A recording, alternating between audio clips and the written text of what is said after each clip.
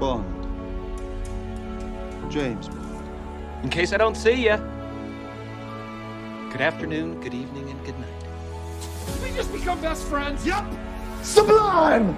You keep using that word. I don't think it means what you think it means. Tear me apart, Lisa! But mostly I hate the way I don't hate you. Not even close. Not even a little bit. Not even at all. I'm gonna make him an offer he can't refuse. Hi friends, and welcome to another episode of You Haven't Seen That, a movie discussion podcast where we introduce our friend Ben to movies he should have seen a long time ago. I'm your host, Amanda. I'm Geoff. And I'm Ben. And today we are talking about the family that is The Fast and the Furious, the first in a currently 10 movie long franchise. With one spinoff. Yeah, with an extra spinoff. And stick around until the end because we will be talking about our top 4 favorite fictional cars. The year 2001. The month June. The number one song in the United States is Lady Marmalade by Christina Aguilera, Little Kim, Maya, and Pink for the Moulin Rouge soundtrack. The Lakers just won their second straight NBA Finals, and the Colorado Avalanche won the Stanley Cup. And if you want a real-time capsule, just wait until I get to the accolades for this movie. And I was starring as the Cowardly Lion in my middle school's production of The Wizard of Oz. Wow, what a historic moment. Right up there. Unbelievable. Oh my gosh. The Fast and the Furious comes out. Dominic Toretto is a Los Angeles street racer suspected of masterminding a series of big rig hijackings. When undercover cop Brian O'Connor infiltrates Toretto's iconoclastic crew, he falls for Toretto's sister and must choose a side: the gang/family or the LAPD. Directed by Rob Cohen, it stars Vin Diesel, Paul Walker, Michelle Rodriguez, and Jordana Brewster. It is based on the Vice magazine article called Racer X from 1998 with a $38 million budget. This movie opened to $40 million at the box office, where it debuted at number 1, unseating Lara Croft Tomb Raider, and it was later dethroned the very next week by Steven Spielberg's AI Artificial Intelligence, which is a masterpiece. Side note. This movie ended up grossing $207 million back at the box office, so very, very successful returns. Critically speaking, wasn't super well received, but not nearly as terrible as I was expecting it to be an initial look. 55% on Rotten Tomatoes, a 58 on Metacritic. This movie was not nominated for any Academy Awards, but I know, but this was nominated for 5 MTV Movie Awards, including Best Movie of the Year. That tracks. Wow. What was it against? So the winner of that category was The Lord of the Rings, The Fellowship of the Ring. And the other contenders were Black Hawk Down, Legally Blonde, and Shrek. That tracks. Why are they allowed to have like a real movie in there, like Lord of the Rings? And Black Hawk Down, right? Like Insane. They shouldn't be allowed to use actual good movies. Right? This did win at the MTV Movie Awards that year Best On-Screen Team for Vin Diesel and Paul Walker. It was up against basically the entire cast of Ocean's 11, Jackie Chan and Chris Tucker in Rush Hour 2, Cameron Diaz, Eddie Murphy, and Mike Myers in Shrek, and Ben Stiller and Owen Wilson in Zoolander.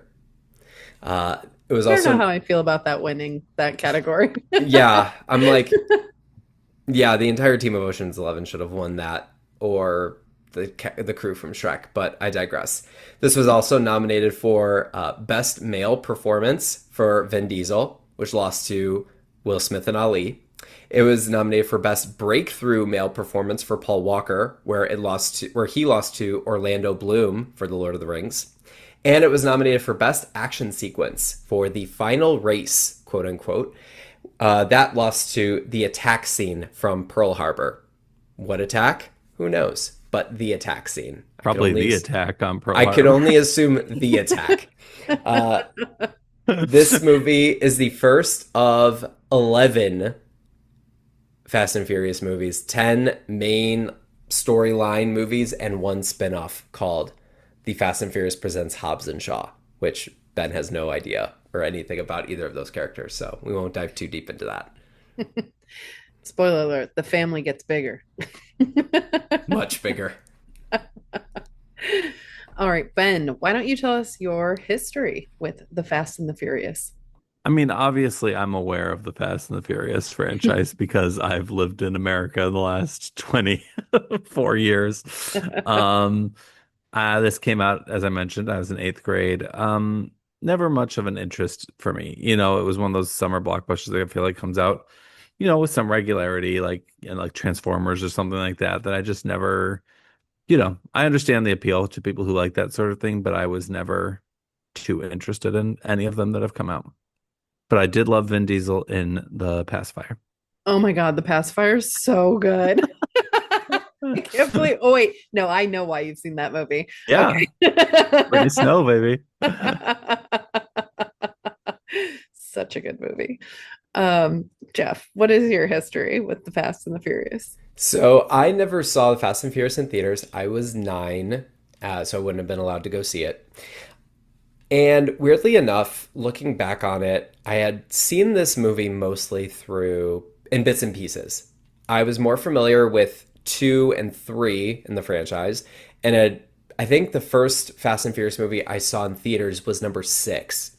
So when I rewatched this movie for the back in, I think like 2021, it kind of hit me. I was like, man, I don't know the last time I actually saw this movie start to finish. I've seen it in clips. I've seen the ending a few times, but I can't remember many times that I've actually sat down and seen it start to finish. So don't have a massive history of this movie. Wouldn't consider myself a prominent member of the family, but familiar, if you will.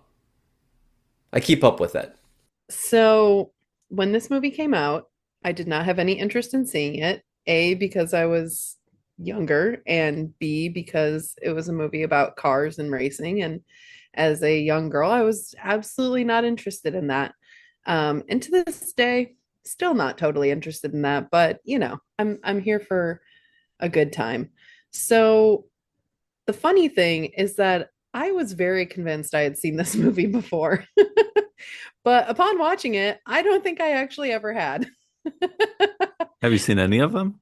I have, yeah. Geoff and I started That's watching them probably why you together. think you've seen it. Yeah. So I've seen 7 through 10 plus the Hobbs and Shaw spinoff. Um, and I really thought I had seen this movie. I think I actually think I got it confused with Gone in 60 Seconds, which I definitely have seen. I've And seen that too. so yeah, you know, cars, Mm-hmm. vroom vroom, fast. It's similar, same. And I just have to go on a very small tangent here. If my dad listened to podcasts, he would be so proud of this. But while I'm talking about Gone in 60 Seconds, I have to have this on the record. Okay, Ben, I don't know if you know this, but the original Gone in 60 Seconds that was filmed in 1974 was filmed by H.B. Toby Halicki of the Halicki family from Dunkirk, New York. Oh, wow. Yeah. Did not know that. He was from Dunkirk. His brother Ron Halicki was like friends with my dad. Used to Wow. come over all the time and whatever. And he actually so he came up with the name Gone in 60 Seconds because his family was Polish, and they would always have people over, and his mom would always say, "You better eat something or it'll be gone in 60 seconds," which I thought was funny. So then the sequel to Gone in 60 Seconds was actually filmed. A bunch of it was filmed in Dunkirk. Oh, wow. And unfortunately, after they were done in Dunkirk, they moved to Tonawanda to film some stuff. And that's when Toby died in a like freak accident where like a telephone pole fell on him. Oh, geez. Yeah. Crazy. So that's my little side rant about Oh, Gone interesting. in 60 Seconds and why I thought I had seen The Fast and the Furious. But you had thought you weren't confusing it with the original Gone in 60 Seconds. You're confusing it with No. the Nicolas Cage one. Yeah. Yeah. I've seen both. Okay. I've seen the Nicolas Cage one. All right, Ben, what's your rating? Okay. So this is a big no for me, dog. I'm giving it a 1.5. Oh no. All right. I'll get all into right. more later. It's my And lowest scoring one of the year. I scored it lower than Dear Evan Hansen, The Terminator. Oh wow, man. that's real bad. Yeah, I was tied with The Matrix and Step Brothers. Which, in hindsight, I feel like Step Brothers, I should have been a little more generous, but that was so early in our run Right. that I was like, it's not horrible. It's just not my kind of movie. Matrix, I stand by being at that score. Make me But so don't mad. worry, still the two lowest are Cats and Eight Crazy Nights. You're like, I had no idea how But bad it could this get. is a new low for this season. All right, Geoff, what about you? This movie is so dumb, but there's a weird part of me that just loves watching it and its ridiculousness. Like, it's not going to get a good score. It's like a 2 point. Oh, we'll go with the 2.5. But That's lower than I thought you'd be. I know. It's one of those I'm just like, this movie's so dumb and it's not really well acted, and just the ridiculousness of just shouting car things and everything like that is so silly. But there's a small part of me that is like, yeah, this movie's cool at many, many points in this movie. So it gets a few like saving grace elements, but it is not my favorite of the franchise. I'll tell you that. But it's also not my least favorite of the franchise. We'll get into that, I'm sure. And I think I'm gonna surprise some people here, everyone here. I'm gonna give it a 3. Wow. Wow. Amanda gives it the highest score. Oh, Yeah. I think that having started later in the franchise, I was expecting this movie to be worse than the later movies, and in some ways it is worse, but in a lot more ways it's better because Ben, you'll learn as we make you watch all of these. I'm not watching 9 more of these. 10 more of those. I'm not watching any more of these. Okay, well then I will share with you. You can These spoil movies- anything you want because I don't want to see another Fast and Furious movie. These movies get so ridiculous. Like in the latest Fast and Furious movie, they literally went to space. Like They launched a car into space with Tyrese and Ludacris in it. so like I feel like in every installment I've seen, so 7 on, they've just had these giant sets, these giant like they get involved with like government people and like there's big bads trying to destroy the world. Like they are just on another level of ridiculousness. And so what I really appreciated about this one is how like grounded it was. And it felt refreshing compared to the other ones. Like I literally was like, I can see why people liked this movie. I can see why this turned into a big franchise because like I get the appeal of it. I really do. Now, is a lot of the dialogue really dumb and a lot of the things that they do really dumb? Yeah, absolutely. But it's also a time capsule of the early 2000s. Oh, for sure. Big time. For sure. And I think I think overall it delivers on what it is and what it's meant to be, right? A big blockbuster action cars go vroom movie. Yeah. Can never I go will wrong with say that kind of leads into the first thing I was going to say too, which is that as much as I don't like this movie, I do get it. that. Mhm. Like, so there's like some things out there in the world that I just cannot care about no matter how hard I try or don't try. I don't even know if I'd say I try hard on some of them. Every once in a while, there can be something that transcends that for me. So a few of those categories would be space, zombies, and cars. And and it used to be kind of all things science. However, like going through COVID and having a son with some medical issues, I feel like science I've learned to be more interested in. So that is a real life thing. And then as far as fictional things, I have never liked zombie things, but then I like The Last of Us. or space. I've never really liked much space things, but I like Apollo 13 and I like the show For All Mankind. So there can be something that transcends it. Cars, like I just don't care. And I know I'm like a 38-year-old male and I should care, 38-year-old straight male, and I should care, but I just don't. And I don't care about anything about cars. It's like, it's like shoes for me. Like I've never once looked at anybody's shoes. Some people like it's Hmm. all they notice on somebody is their shoes. And I couldn't tell you anybody's shoes look like except me and my wife's and my son's. I couldn't tell you a color or anything. And then it's the same thing, where people just are obsessed with cars. I mean, it's a huge thing in our country. People are into, going to the demo derbies and getting the new cars and collecting cars and researching old cars and I just have never cared even a little bit about cars in general, aside from racing Matchbox cars down my ironing board as a 4-year-old. Um, I just don't care. And I just can't be brought to care, especially about this type of cars, like the racing and the Hmm. things like that. I'm just so uninterested, like I to a yeah. deathly degree. And it's I like, I don't like even publicize, like, okay, so like when my car is like on the fritz and I have to take you to a mechanic. And anytime you go to like a mechanic, like the people working there are like really into cars. I mean, which hmm they should be, it's their job.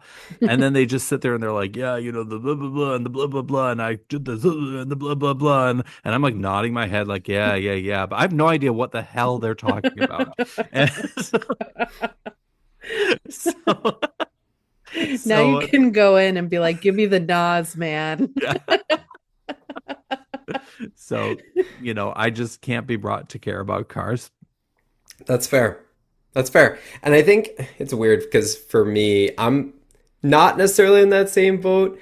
I am, as a 33-year-old straight man, it's one of those where I don't care about cars either, but when I watch something about cars, like I'm like, yeah, this is cool. Like I don't know what it is. Like watching movies like this or watching a movie like F1, for example, that came out earlier this year, or a few years ago, Ford v Ferrari, or any sort of racing movie or car movie or any sort of thing like that. I'm always like, yeah, this is super cool. I don't know whether it's because of the action actually being filmed, like the racing being filmed, more than just like showing off your cars and whatever. But yeah, I think I actually might be more it when I watch like the actual racing itself. I'm like really jazzed up. I'm like, yeah, I just want to like get in my car and go vroom vroom. Because when cars go vroom, I'm like, yeah, this is super cool.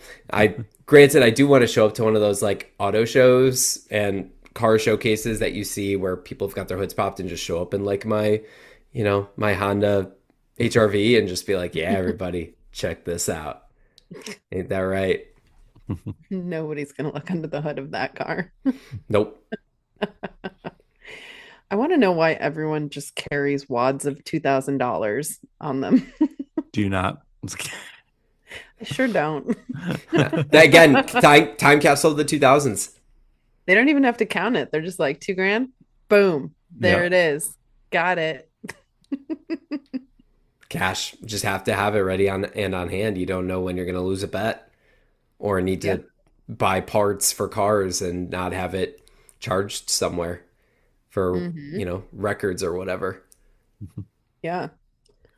Well, I mean, and kids these days are going to watch this and be like, what are DVD players? Like, That's the amazing thing is the first thing stolen in this movie are DVD players.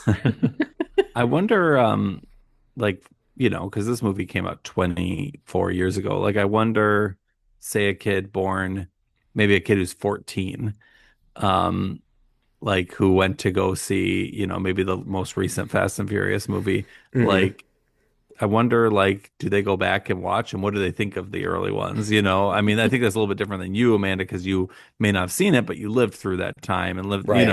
like I wonder what somebody who like really like it's a time from before they were even born when the first movie came out. yeah, they probably think it's pretty weird. Probably. What do you think is more of a time capsule of the early 2000s, this or Freaky Friday, which we did last time? Ooh. I think they capture very different sides of the same coin, like you kind of belonged in one of these two camps, right? The cool the gangs outside of cars or the preppy That was faux it. Those were the only punks. two. That was it. Punk rock, yeah. You were either with the family or you were punk rock. I don't know. I think this one. Yeah, I think the combination of the soundtrack paired with the way people looked and the style Yeah. of clothing and the types of cars and the items being whatever stolen and showcased, it's yeah, I think makes Freaky sense. Friday, despite the many things that about it that are early 2000s, does have a little bit more of a timeless quality than this one does. Hmm. Yeah, for sure. Yeah, this is definitely of an era This one bleeds early 2000s. in every way. I don't know when we need to get to this, but Vin Diesel's a terrible actor. Like, What's like hilarious is he might be the best part true, of this movie. truly terrible. Like, I don't know. I mean, the acting in general was pretty horrific across the board. But there was like one speech. I don't even remember where it is because I just wrote the speech to Paul Walker. But I was like, this is terrible. Oh, is it the one where he's talking about his dad dying? Yes, yes, that was it. Yes. Yeah. I live my life a I quarter was like, I mile don't at a believe time. a single thing you're saying. But again, I think he was probably a little better in this than he gets later on. Oh, I that's think horrifying. as he And I then they could go to be wrong. space. Another thing I can't even care about. So Yeah. whichever one that is would make me just nutso. this is 3 years removed from him being featured in a Steven Spielberg movie. Also, fun fact. That's right. Shout out Saving Private Ryan, where he dies within the first 25, And 30 I minutes. did Spoiler make alert. all my friends my senior year go see The Pacifier in theaters because I had a crush on Brittany Snow. Um, I mean, fair. I mean, and he was fine in that. I mean, it was one of those like playing against type things, but Hmm. I Yeah. think that's the only other time I've seen Vin Diesel in anything. Yeah. I don't think he's that terrible in the pacifier. No. No, but from what I remember, but that was, a long time ago. Yeah. Yeah. I will say, so I have never liked Letty ever. She bothers the ever living daylights out of me. But now she's like the opposite of Vin for me, where like I kind of enjoyed him more in this movie than the later movies. Seeing her in this first movie, I'm like, wow, you actually got better. Like, I'm like somehow you were worse. Are the other, I mean, I know Paul Walker died, so, but like, the sister in all of them too? The sister is in all of them. Jordana Brewster is in all of Yeah. them. Paul I Walker knew is her from the in. Dallas reboot. That's where I had seen her before. Michelle Rodriguez is in most, if not all of them. Vin Diesel is in most, if not all of them. I think the only one Vin Diesel is not in is it two, He's not and in one? he's not in Too Fast, Too Furious. That one is a Paul Walker, Tyrese, and Ludacris showcase in Florida. Oh, wow. Yeah, Oh, with Eva Mendes. all right. And fun fact, Paul Walker doesn't actually die in the franchise. He technically is Well, I not meant dead. the real act. I know the actor. No, I know. But he just retires. So they still talk about him in the They later talk about him. movies. They'll be like, we Okay. can't call Brian in for this job. He's retired. He's got to take care of his family. So stupid. I forget which one it was. It might have been like 8 or 9, where they're having like a party at that house that at one point where they all show up, they're having the barbecue and they say grace and whatever in this movie. And it's like at the end of the movie and you see Brian's car drive into the driveway and then it cuts to black. So it's like he's still there. He's still kicking. They just as useful as a team member as he is in all of these other movies, he can't be called back. Nope. He's got to retire. I was listening. Actually, this came up in another podcast. This movie came up in another podcast I was listening to recently. One of the hosts had never seen any of the Fast and the Furious movies, and it came up what Vin Diesel's character's name was, and the other host was like, it's Dom, and the host had never seen anything. He's like, that would have been in my top like 20 guesses. Yep. Fun fact, apparently Timothy Oliphant was considered for Dominic Toretto. Really? That would have been quite a different career trajectory for him. Yes. I can't It's see been it. quite a different Fast and Furious franchise. Yes. I can't see it at all.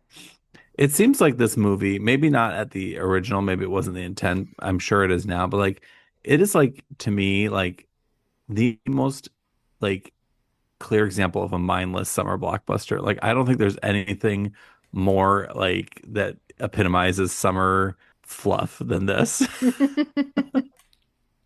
Yeah, that's a good way to describe it. And honestly, when you need to escape the heat, you come in for a movie like this, and it's kind of perfect. Where it's just, hey, it's with credits, it's 100 minutes, and Felt longer. doesn't.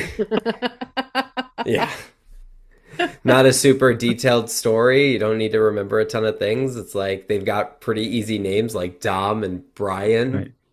I will say, like, for often, sometimes when I'm not like into a movie, I struggle to follow it, like how Amanda couldn't, even realize the twist in Usual Suspects. This one, like, despite me being very uninterested, I certainly followed it. There's just There you not much go. to it. Guys, I was so surprised that Brian was a cop. Like, talk about a twist. I did not see that coming. Even twistier than The Usual Suspects. Oh yeah, yeah. These kind of movies always have a mole. There's always a mole. Always. I get, well, see, I only knew Brian as being part of the family. So when it was like revealed he was a cop, I was like, what? It's crazy. And obviously, I didn't read the description that Geoff read before I watched the movie, or else I would have known. Just wait until the next one or two. Yeah. Well, obviously the next one, Too Fast, Too Furious. He gets called back into the force. He's got to help I was out. gonna ask, like, does he stay a cop in any of the other movies? No. He's Too Fast, Too Furious. He stays a cop. He's not in 3. And 4, I believe he officially like says bye-bye to the law and says hello to the family. Kind of on the full-time basis. Geoff, I need you to read out the names of all of the Fast and Furious movies because they're so dumb.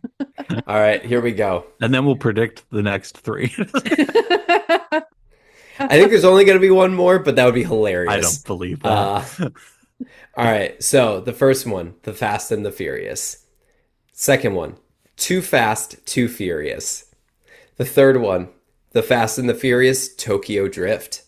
A slight little spin-off, but still part of the mainline franchise because of some characters that are involved in that one. Number 4, Fast and Furious. Not to be confused. The fifth one, Fast 5. The sixth one, Fast and Furious 6. So close. Like, can we stick with a naming convention? Number 7, Furious 7. You got the Fast 5 and the Furious 7. Number 8, The Fate of the Furious. The Fate of the Furious. Then we have our spin-off, the Fast and Furious presents Hobbs and Shaw.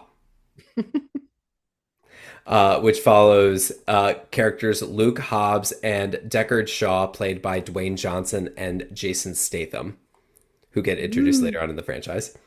Number 9 is called F9, The Fast Saga. And then the 10th one is called Fast X. Because of the Roman numeral, I get it. Yep. It's almost like they did AI before AI was. It's unbelievable. And what's amazing too is the people that have gotten looped in to this franchise over the years. Like I said, with Too Fast, Too Furious, Tyrese and Ludacris are introduced as members of the family. Eva Mendes is the I don't want to say I guess the love interest-ish of Paul Walker in that movie. Well, she's like married to the bad guy and then comes over to the good side or whatever. And the third one, The Fast and the Furious Tokyo Drift, I don't think there was anyone really. Oh, Bow Wow. Lil Bow Wow, later becoming Bow Wow, gets introduced. The fourth one, Fast and Furious. Who was introduced into that one? I think that one, the big one, was Gal Gadot. Gal Gadot gets introduced in as a member of the family in that one. Well, her acting skills line up with about everyone else in there. Yeah, Yeah. exactly. And number five, like I said earlier, Dwayne The Rock Johnson gets introduced in that one. That one is by far the best. I want to just lay it out there for the Five record. is your favorite. Fast Five, Five. Fast Five, I think is relatively. It's between that and seven, as the ones that are kind of universally agreed upon are the best of the franchise. They go to Brazil and they rip a vault out of a police station with their cars, and they like a massive like vault, and they drive down the streets of Brazil with it, and it's sick. Okay. Genuinely. Okay. Let me have my moment here. Number six, Luke Evans is introduced as the villain in that movie. Many people might remember. And Gina Carano, former MMA fighter and star of The Mandalorian. Furious 7, that one introduces Jason Statham as the villain. And Natalie Emmanuel is introduced into the family, and Kurt Russell also joins. Hobbs and Shaw is just a Dwayne Johnson and Jason Statham. Jason Statham is the villain in F7. F8, the villain is Fast 8 is Charlize Theron. F9 is Charlize Theron is back. John Cena is Of course. Vin Diesel's brother, and he's the bad guy in that movie. And then Fast X, the villain in that movie is Jason Momoa. So, Do they have a title for the next one? no, not that I know I of. think it'll be FF11. I like it. That's What a they'll good one. Or what they'll do is they'll like break it up into two FF11. parts, right? yeah, They'll break it right, into right. like two parts or something, and F11 part 1, F11 part 2 or something stupid. But And I then don't know. how many short years until we get a reboot on the franchise? Oh yeah. I don't even believe it'll be done after 11. We'll Mm-mm, see. absolutely not. Yeah, probably not. As long as people will stay in their contracts and keep making them, Right? they'll keep making money on them. I feel like every time we go, like opening weekend, the theater is packed. Whether it's people just hate watching or actual like enjoyably watching, I don't know. I think people who go to this like it. I really do. Mm-hmm. Like, I don't think it's got like I mean, maybe it's to some degree has the hate watch vibe, but like, I think people just really like Yeah. the chaos and the mindlessness of it. And It's like it's the one same of, thing that made Transformers so popular. true. And I think from like now again from like an art perspective, I roll. But they should have ended with 7 because that's the one where it was like tribute to Paul Walker and everything like that. Made a ton of money, was pretty good in its own right, and they should have just ended it right there. That should have just been it. But no, we gotta keep going. Get that cash.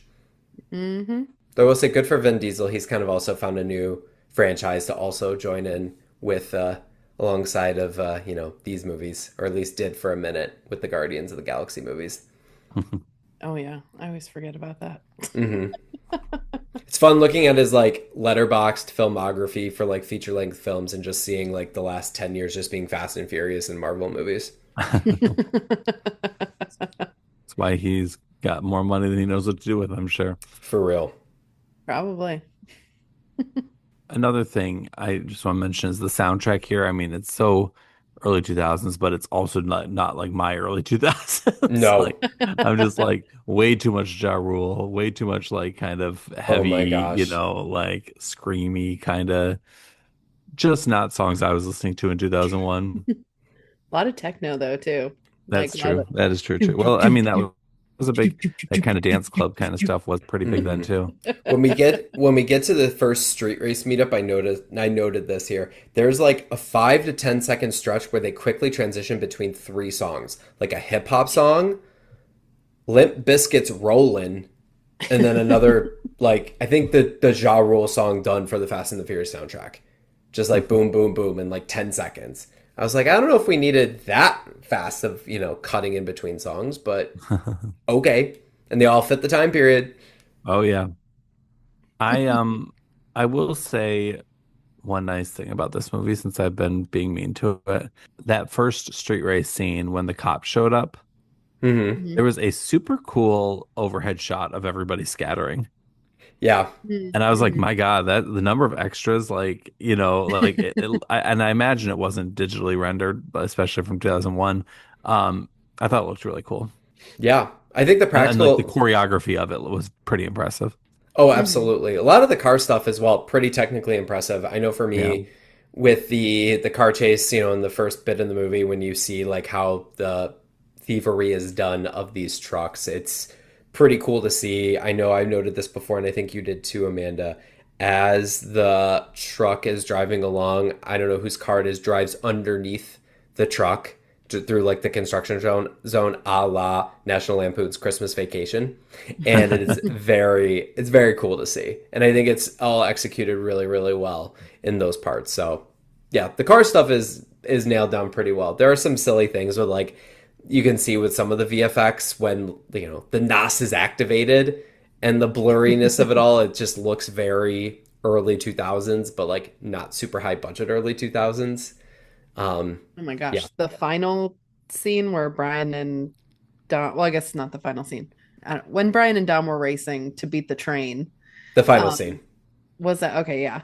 And literally, like, the like, I don't think there was a steady camera shot at all in that entire thing. No. It was just like blurred faces as they're going. I'm like, this isn't giving the effect you want it to give.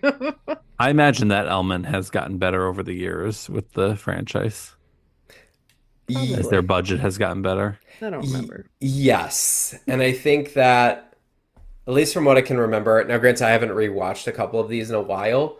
From what I can remember, at least with like the later ones, it definitely has improved. But also with the later ones, it's gotten more ridiculous. So it's like, it's kind of needed to be when you've got submarines and rockets and space and just Not in cars insanity. too much anymore. Yeah, no, they're not really driving in cars much. Right.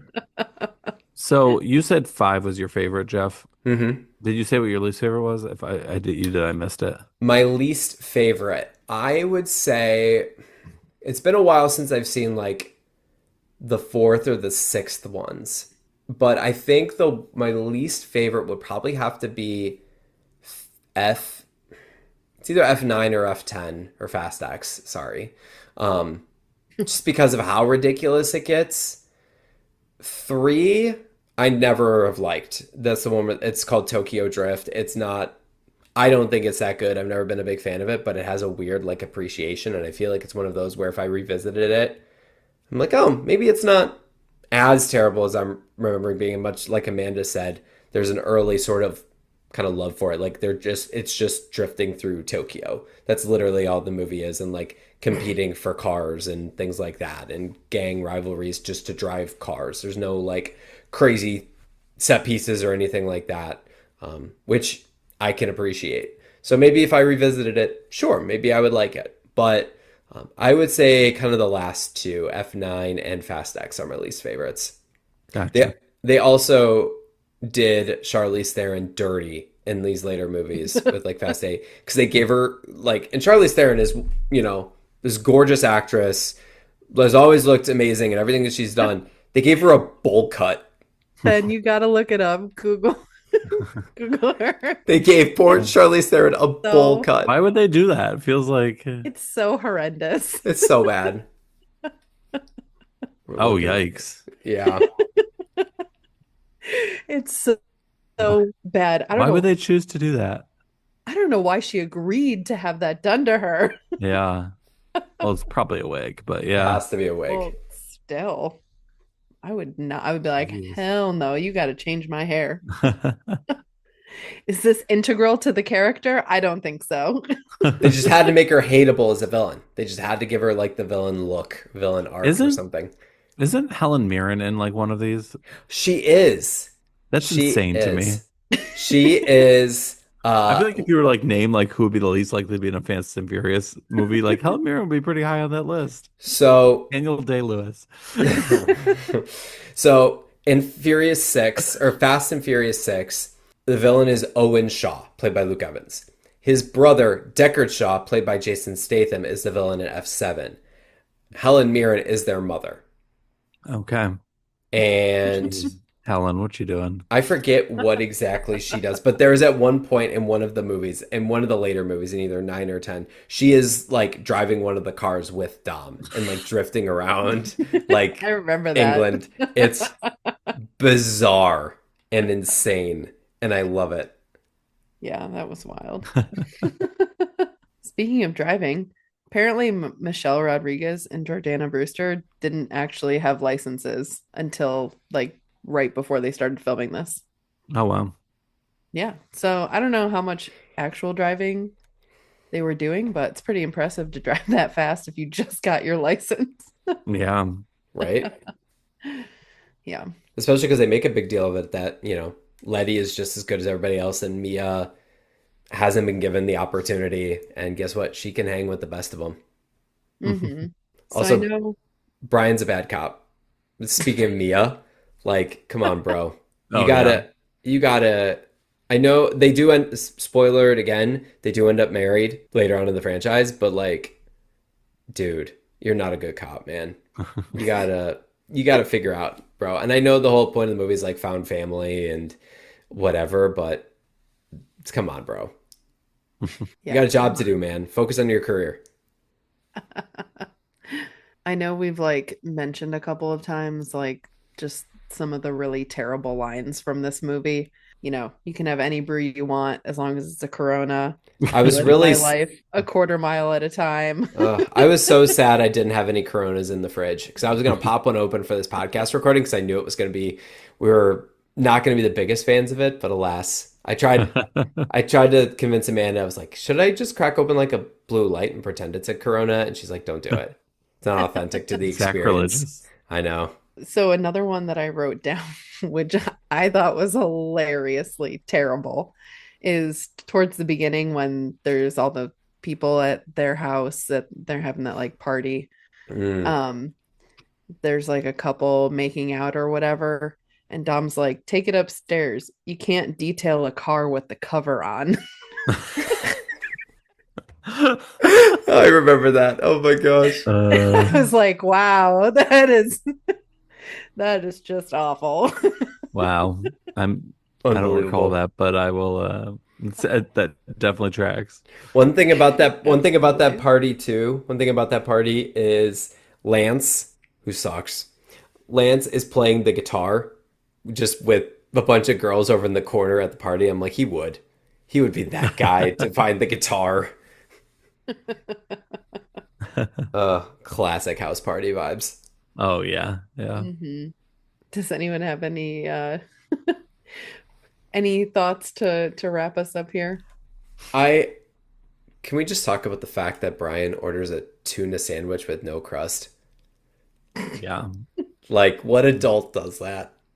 Are you trying to? I think he's maybe just trying to make an impression, but you're an adult man, bro. You shouldn't be ordering a tuna sandwich with no crust.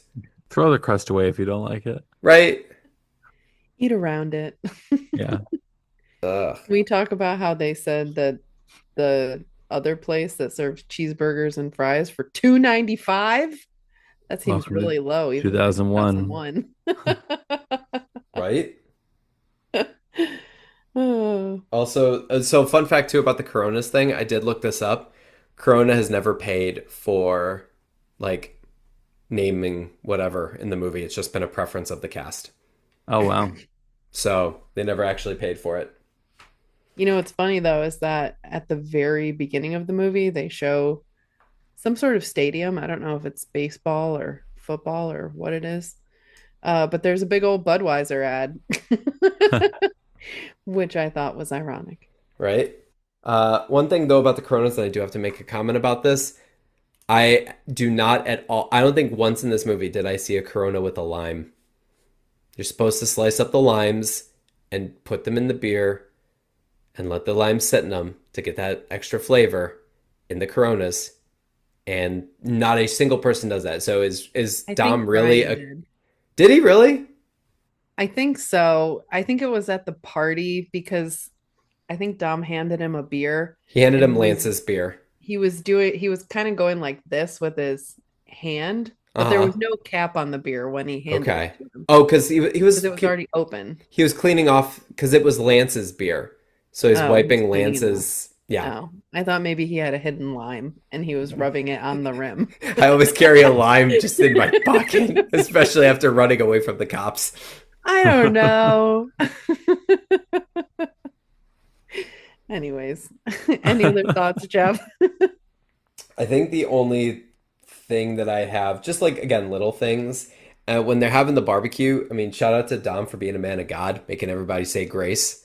You know, gotta have the family be like, go say grace. Family does. They're all crowded around a TV. I couldn't figure out what movie they were watching, but the TV is like as tiny as those DVD players that they stole, which I guess should have been a hint, but it's real tiny, man. I mean, come on, you got to get a bigger TV than that, even if it is 2001. And then just yeah, there's just a lot going on with this movie that is just so 2000s and ridiculous. It's wild. It's a good movie. What a time. What a time to be alive. What a time. All right. Well, then, Jeff, give us your movie recommendations of what to pair with The Fast and the Furious. All right, so the first one, Amanda already talked about it, but the OG Gone in 60 Seconds. Shout out Dunkirk. I actually have never seen the Nicolas Cage version, and I actually have never seen the OG version, which is a crime, I know, but I'm still going to recommend it because, shout out Dunkirk, New York. I remember liking that movie, but is it Yeah. more? I think it's, if I remember right, it's a little more heisty, right? I betcha. Yeah, they And I have think to that a steal heist like can sometimes win me over, even in a car setting. yeah, I think it's that they have to steal like 100 cars in one night or something. Yeah. Yes. Yeah, something like Yes. that. That makes sense. The second movie is the next movie that Rob Cohen and Vin Diesel did together. And it is one of my favorite guilty pleasure, just horrendous movies. It is Triple X, where Vin Diesel plays like an X Games skateboarder, snowboarder, extreme sports freak for the internet and rebel, where he's recording videos and gets turned into like a spy for the government, where Samuel L. Jackson has to lead him through missions. I always thought that was a dirty movie. No, it is very much not. No. Well, look at the title. I'll show it to you later, sweetie. I promise you, it's not at all. It's a great time. I'm okay. I mean, it's pretty sick. And then my third recommendation is going to be, if you're going to watch the first Fast and Furious, you should watch the second one as well. It's one I like more than the first one. It's Too Fast, Too Furious, starring Paul Walker, starring Tyrese, starring Ludacris, starring Eva Mendes. And it takes place in Florida and features lines such as Tyrese shooting or propelling a guy out of his car via his seat, having like one of those eject things, and him shouting "Ejectocito, cuz," and Paul Walker saying the line, quote, and just the way he says, "I said forget about it, cuh," when talking about something, I forget what, just is the wildest line reading I've ever heard in a movie. So, yeah, those would be my three recommendations to pair with The Fast and the Furious. All right. Ben, what are TV recommendations? All right. Well, I've got three, none of which I've really ever watched because I was like, if people like Fast and the Furious, they're gonna probably like these shows that I don't watch. One of them is The Dukes of Hazzard, which famously involves hijinks using a car. Feels sort of like an older version of Fast and the Furious in some ways, from what I know about that show. The other two are both shows that came out this year. And one of them I watched one episode, one of them I didn't watch. The first one is Duster, which just came out on HBO Max. It is canceled, so it only has one season. But it is set in the 70s, and Josh Holloway plays a getaway driver who drives a Plymouth Duster, and it's very much cars flying through the desert kind of vibe. It's set in the Southwest. Love it. Includes Rachel Hilson, who I really like, as at the FBI's first black female agent, and Keith David is in it. it seemed like kind of a good vibes show, but not my kind of vibes, so I didn't stick with it. And then the other one is an Amazon young adult series called Motorheads, which is about street racing in a small town in, I think, Pennsylvania or something like that. And Ryan Felipe is the dad in that show, which it makes me feel old. Huh. Like he's the older figure. There were actually some decent reviews for it. Like sort of like the parts that aren't related to racing. Some people were comparing it to Friday Night Lights, which I really like. But I didn't have not given it a try and probably won't because I don't think it'll be anywhere close to Friday Night Lights. But you know, all three of those shows have some car elements if that's your thing. There you go.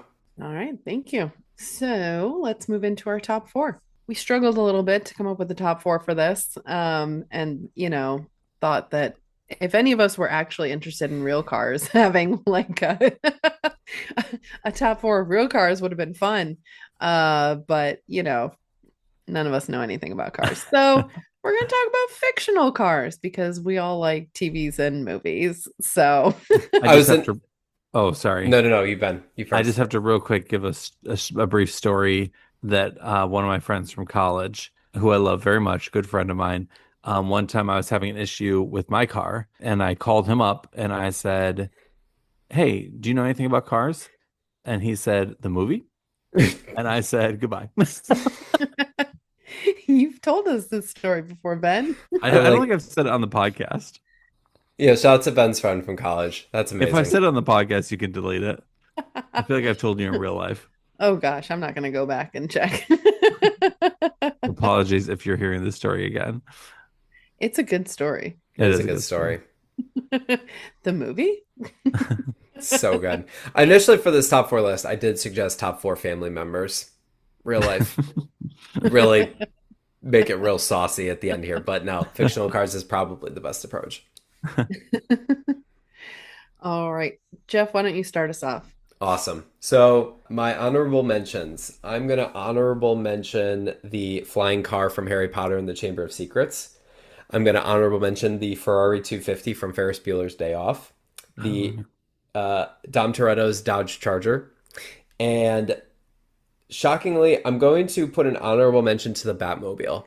Just missed out on my list, but it is so close. And it's probably because I can't decide between which version I like. As much as I love the Michael Keaton one, I think the problem with that is I just don't love those movies as much.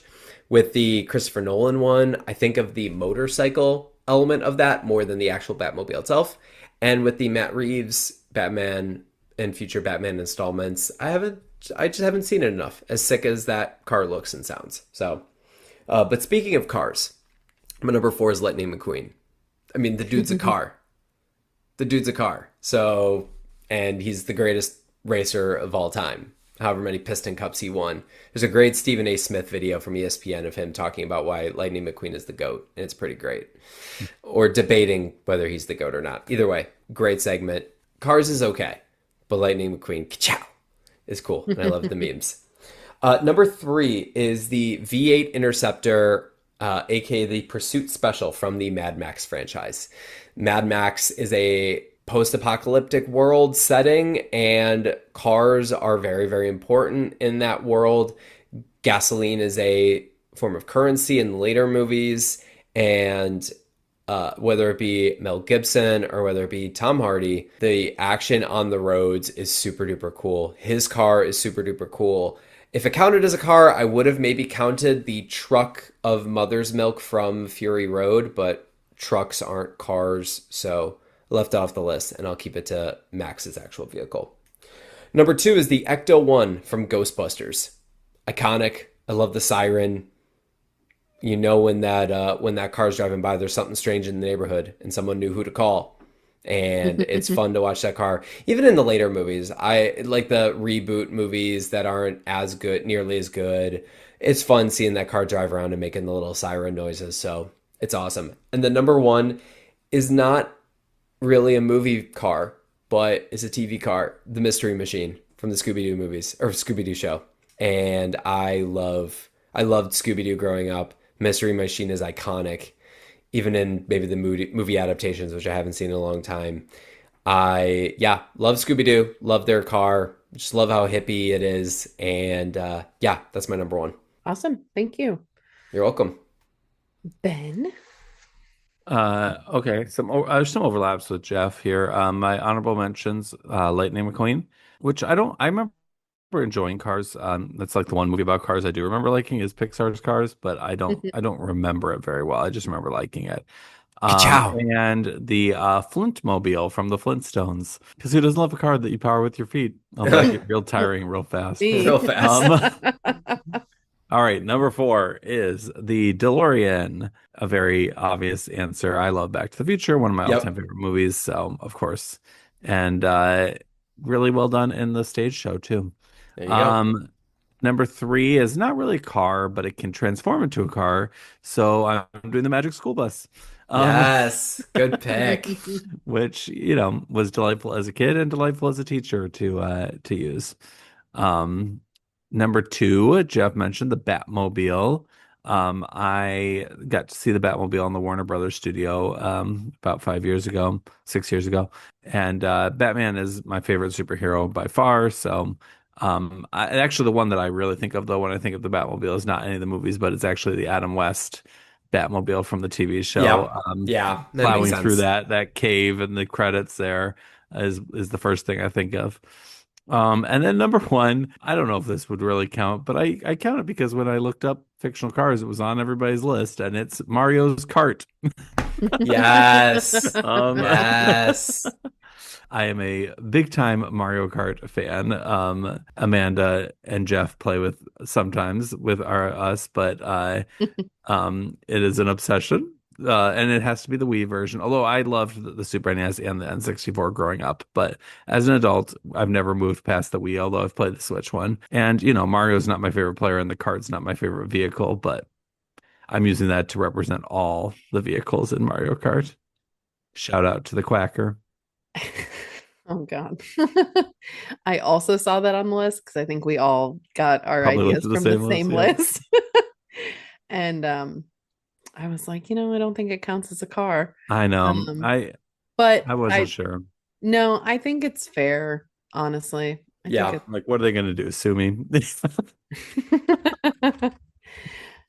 Interesting for someone who doesn't care at all about racing, how much I love Mario Kart. Right? So for my list, I think, literally all mine have already been said. So you gotta go first sometime, Amanda. Honorable mention is the Ecto one because like Geoff said, cool siren. Who doesn't love a gunner seat that pops out the side? Number 4, the Magic School Bus, because it's magical and fun and, well, I don't know, kind of traumatizing, maybe not as much fun, but still cool. Only if you're Arnold. Number 3 is the Mystery Machine. Again, not because it did anything special, but it just looked cool, and I always loved the Mystery Machine. I need some of them Scooby snacks on board. Yeah, exactly. Number 2, the Flying Ford Anglia from Harry Potter. I always thought that was like the coolest thing ever when I read that book. And then number 1, ka-chow, Lightning McQueen, because he's a car and he talks. Ka-chow. And Owen Wilson. Wow. Very distinct voice. Absolutely. All right. Well, that wraps up the Fast and the Furious for us. If you would like to watch along with us, we'll be watching Weekend at Bernie's next week, which you can find on Hulu as of right now. So be sure to watch along and then tune in and hear our thoughts on it. If you enjoyed this episode, please consider leaving us a rating or review, and be sure to follow us on all our social channels. Thank you so much for listening, and we'll see y'all next week. To infinity and beyond! Why so serious? I am serious, and don't call me Shirley. We're not worthy! We're not worthy! Keep the change, you filthy animal. What you just said is one of the most insanely idiotic things I have ever heard. At no point in your rambling, incoherent response were you even close to anything that could be considered a rational thought. Everyone in this room is now dumber for having listened to it. I award you no points, and may God have mercy on your soul. I said it before and I'll say it again. Life moves pretty fast. You don't stop and look around once in a while, you could miss it.